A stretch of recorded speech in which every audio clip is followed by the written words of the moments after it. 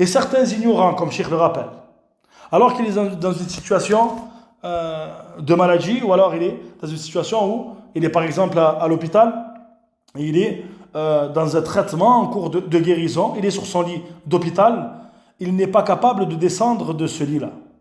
Il n'est pas capable de changer son vêtement sur lequel il y a une impureté. Il n'a pas de terre avec laquelle il va pouvoir accomplir un tayammum. C'est-à-dire qu'il se peut que l'eau soit présente, mais qu'il soit incapable de l'utiliser, et avec ceci, il n'est pas capable d'accomplir un tayammum. Et également, il ne trouve personne afin de l'aider quant au fait d'accomplir les ablutions ou un tayammum. Voilà que dans ce cas-là, donc on parle d'une situation difficile ici pour le malade, c'est-à-dire où il est alité, il n'est pas capable de bouger, il n'est pas capable de se lever, personne n'est auprès de lui pour l'aider. Et voilà que par ignorance, il va se faire sortir la prière de son temps. Et il va dire, je prierai plus tard, une fois que l'excuse aura cessé. C'est-à-dire l'excuse qu'il considère comme une excuse, mais en réalité qui n'est pas une excuse valable. C'est-à-dire, ce n'est pas une excuse valable, car dans son cas-là, il se doit de prier dans son état, en fonction de l'état dans lequel il est. Fattaqullaha mastata'tum, craignez Allah autant que vous pouvez. C'est-à-dire qu'en réalité, subhanallah, il considère qu'il a une excuse valable pour retarder la prière de son temps. Or, ce n'est pas le cas. Et ceci est une erreur immense, comme Cheikh le rappelle.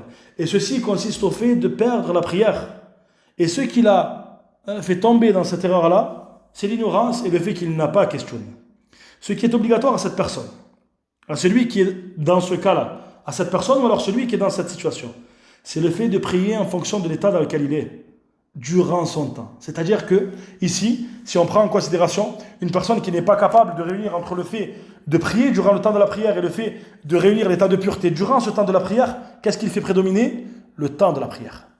C'est-à-dire que, bien que nous savons que la pureté est une condition parmi les conditions de la prière, dans son cas à lui, dans le cas où il n'est pas capable d'ôter cet état d'impureté, ou alors l'état de hadath, ou alors d'enlever, d'ôter cette impureté de najasa qui est sur son vêtement ou sur lui, à ce moment-là, il fait prédominer le fait de prier dans son temps.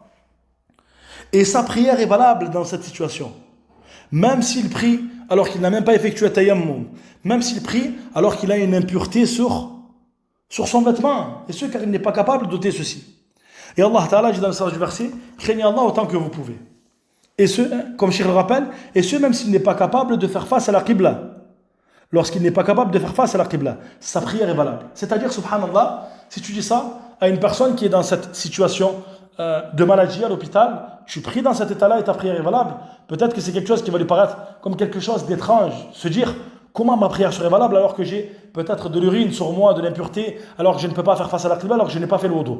Nous disons, dans ton cas, la prière est valable. Et ça montre quoi? Ça montre que l'ignorance est un mal immense.